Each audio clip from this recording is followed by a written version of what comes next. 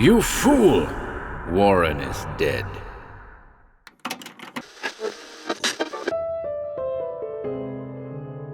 Welcome to HorrorBabble. I'm back today with another fantastic tale by the great Allison V. Take the Z Train. A ghostly train that never was heads for a ghastly destination that couldn't be. I hope you enjoyed this one.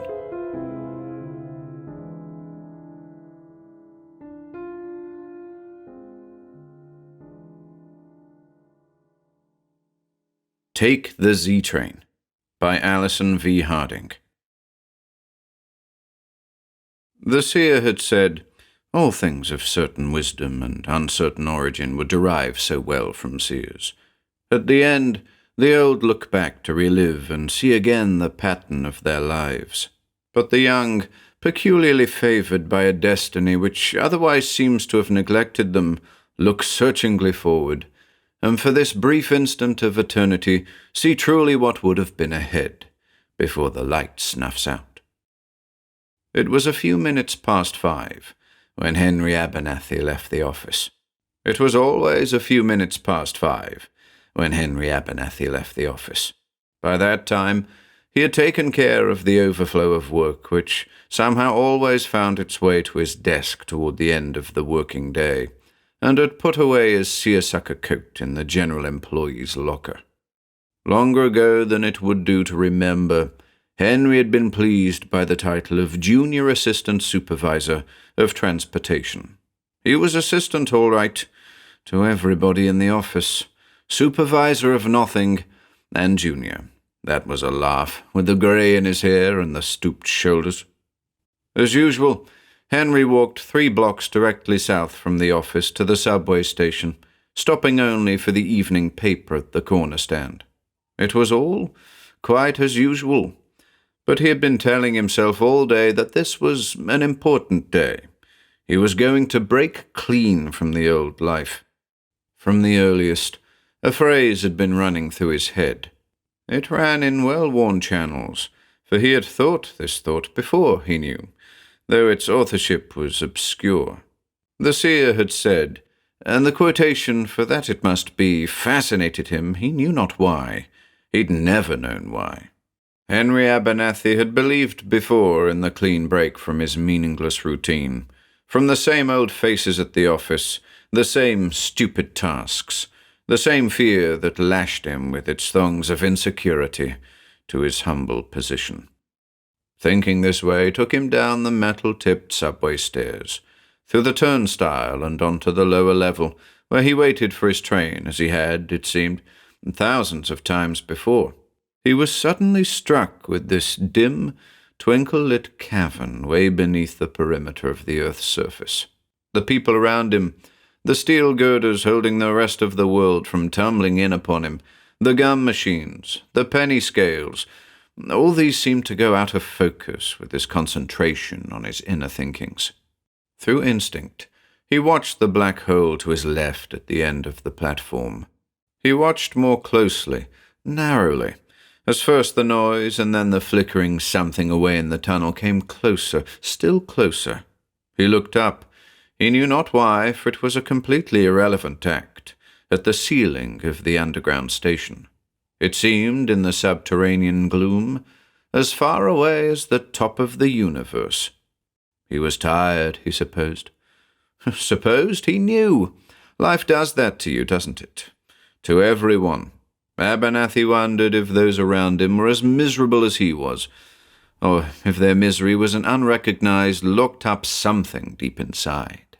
For this underground tomb was a place for reflection, although, conversely, in its bustle and noisome urgency, humans could take holiday from their consciences, and pushing, wriggling, hurrying off and on these mechanized moles that bore them to and from their tasks, forget, and in the forgetting be complacent. Times before beyond counting, when Henry Abernathy had waited here like this for his A or B train, he thought that people must age faster in such an alien environment. The so hard, yieldless platform, the dank air, the farness away from things that counted like sky and sun and wind. He wondered if people like himself didn't surely age more rapidly in a subway tomb like this, where neither hope nor anything else could grow or flourish. The dull, metal thing slid into the station, its caterpillar length bucking with shrill, rasping protests, its garish-lit cars beckoning. The doors slid open, and Henry Abernathy walked automatically forward, glancing as he always did, for he was a meticulous man, at the square in the window that gave the alphabetical letter of the train.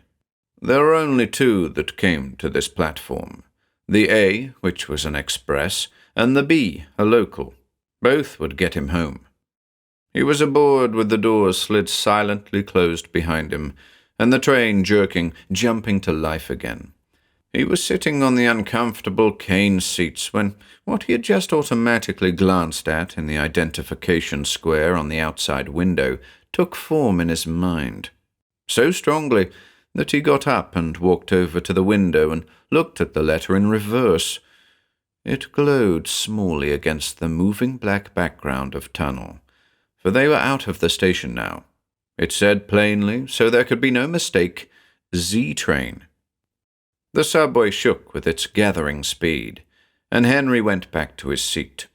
It was most peculiar. Never before had any but an A or a B train run on this track. He'd never heard of a Z train. Why, he didn't even know where he was going. He sat with his hands clasped in his lap and felt on the other side of the wonder a relief that maybe this was the beginning of his adventure. The train lurched and zoomed on, and as the moments ticked away ominously, he realized that the underground monster fled headless and heedless without the reprieve of those occasional lighted oases in the dreadful night of the subway. Surely they would have come to another station by now. Then, wait a moment more. Certainly by now. This, then, was his adventure. This was the difference that would, despite himself and his own weakness to effect the change, any change, alter the course for him. That part he gloated over. No more boss, no more regular hours. The train was going faster. It has been a monotonous life, Henry Abernathy, he told himself. Monotonous and quite terrible. He could confess to himself now something that he would never do in the sunshine or on the street that was somewhere miles above him and this rushing thing that bore him on. He would confess that he had thought of self-destruction. A clamminess came over him. The air from the tunnel was dank as it whistled in an open window at the other end of the car. It was a very long way between stations, and at this speed that wasn't right. He sought out other faces for reassurance. Somehow, quite suddenly, there seemed to be so few of them, and with those the eyes were averted or hidden behind bundles or papers. Abernathy cleared his throat to test his voice. He would say to someone, the nearest person, "Beg pardon, but what train am I on?" Now, wasn't that a silly question? He was sitting nearly directly across from the window whereon the identification plate was set, and that plate said so clearly, Z train. He sat more stiffly against the seat back, tension taking hold of him and ramrodding his body. It was his imagination that said that the train plunged forward eagerly into the ever greater darkness of the unfolding tunnel, for a train doesn't plunge eagerly, not even a Z train. A poetic liberty, a figment of the imagination. Henry fixed his eyes on the nearest person to him. A very young man with books and sweater, obviously just from school. An eager young man, so eager. With dreams, Henry Abernathy thought, with a kind of sadness. The young man was looking at nothing particularly, and Abernathy thought, soon he will look at me. I shall catch his eye and say, leaning forward so I don't have to advertise it to the whole rest of the car, "Young man, I seem to have gotten on the wrong train." A small smile at my own stupidity. But just where are we going? But the young man in the sweater would not look this way. He tapped his books with his fingertips, tapped his foot on the floor, whistled through his teeth, and looked out the window or up and down the car, casually, swiftly. Abernathy got up to speak to him directly, then thought better of it. He passed by close enough to see that the youngster was cleaner than most. He rather imagined he had looked something like that on his way home from school years ago, but that was far from here in both time and space. There was a girl, a pretty girl, he noticed, for he was not too old to miss those things. Wide-set eyes, a good chin, nice mouth, well-dressed. He would ask her, but of course one didn't do that. With other men in the car it would look, well, forward if he directed his inquiries to a pretty young girl. There were several other men, heavy-set, semi-successful or better, watch chains over their paunches, briefcases, the business type, bosses. They reminded him so. Then, nearly at the door that opened between the cars, there was another man, youngish, in an ill-fitting tuxedo, probably going to a party. It was a rented tuxedo, Henry Abernathy thought to himself with some satisfaction. He knew what that was, all right. Why, when he'd been just about that age, he'd once rented a tuxedo, and it probably had looked no better on him than it did on this fellow. Abernathy reached the door and clutched at the reddish-yellow brass knob. It had the reassuring feel of all of life, of reality, with the stickiness from scores of hands, people opening and closing it, walking forward, walking back, touching it with their hands. He went forward then, adding his steps to the speed of the train in that direction. Was it 1, 2, or 3 cars? He wasn't sure, nor was he of the other passengers. He staggered a little to the rocking of the subway beneath him. He yearned suddenly to be rid of this thing, this scene, this place.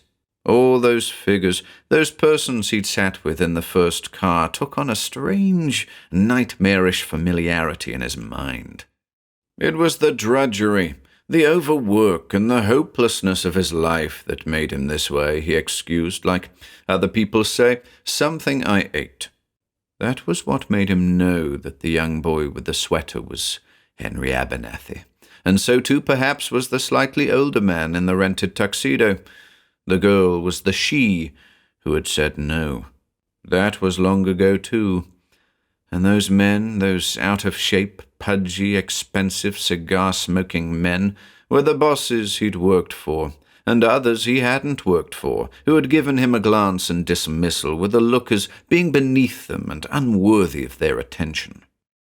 The fullness of horror overtook Henry Abernathy as he reached the front of the first car.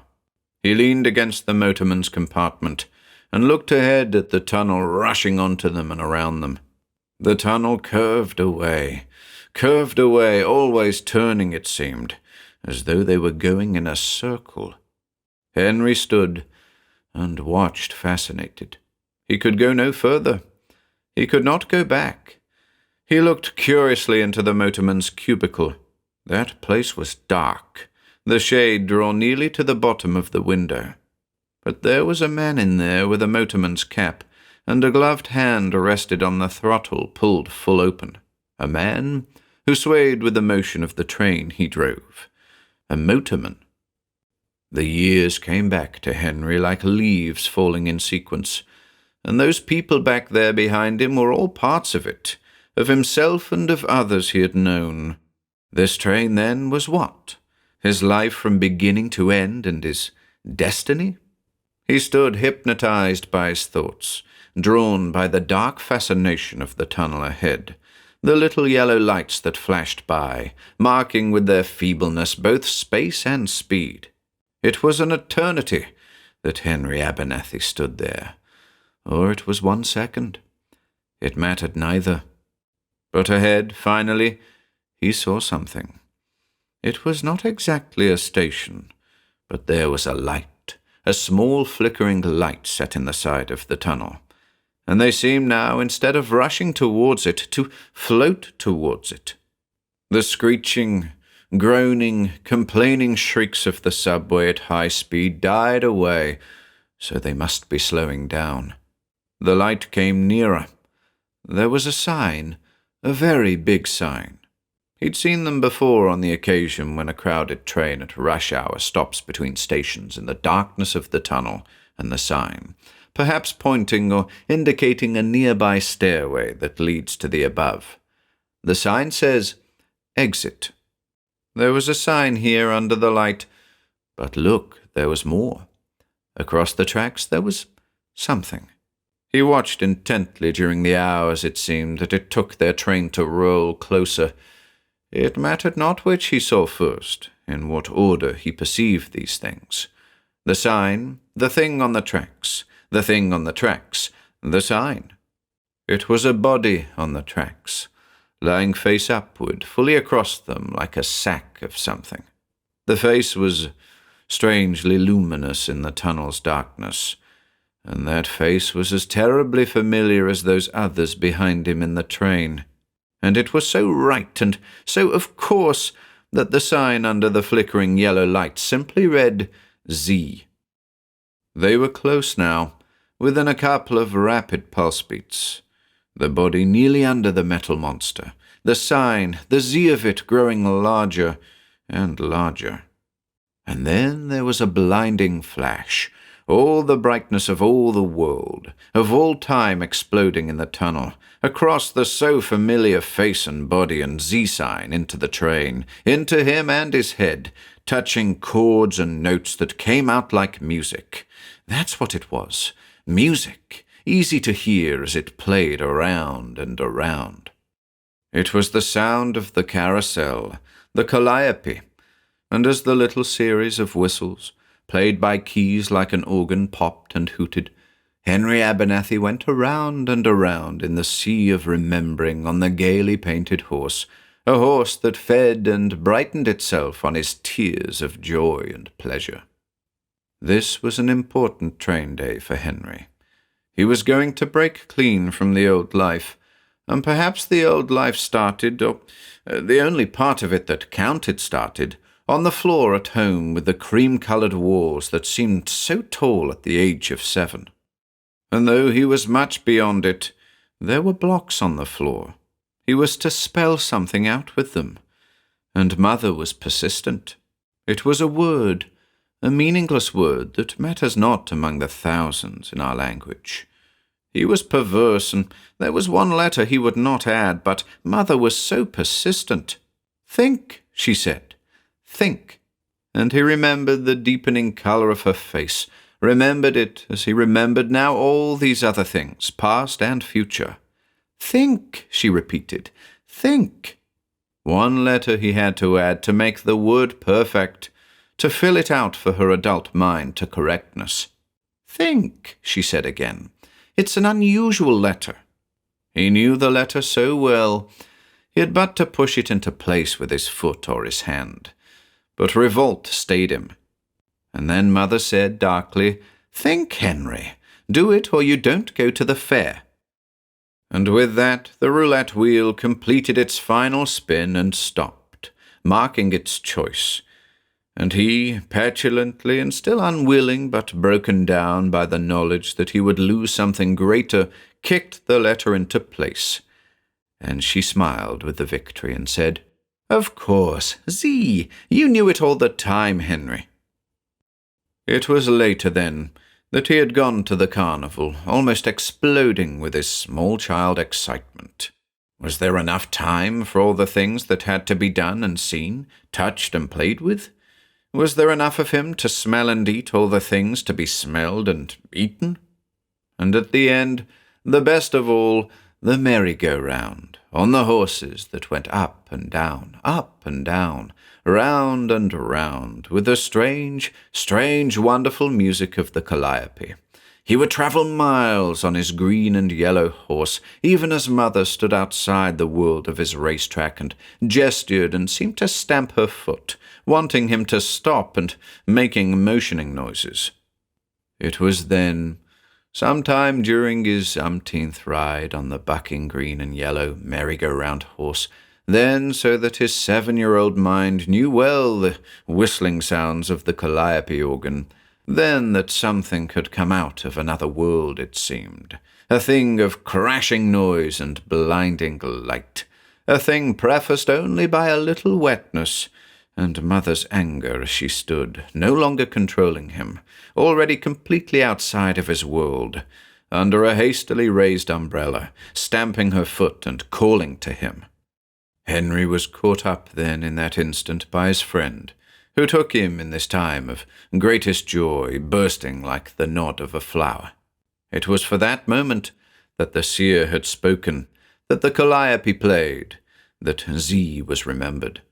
It was that moment that showed him how it would have been in times yet unborn, to be forgotten forever, in time never to be.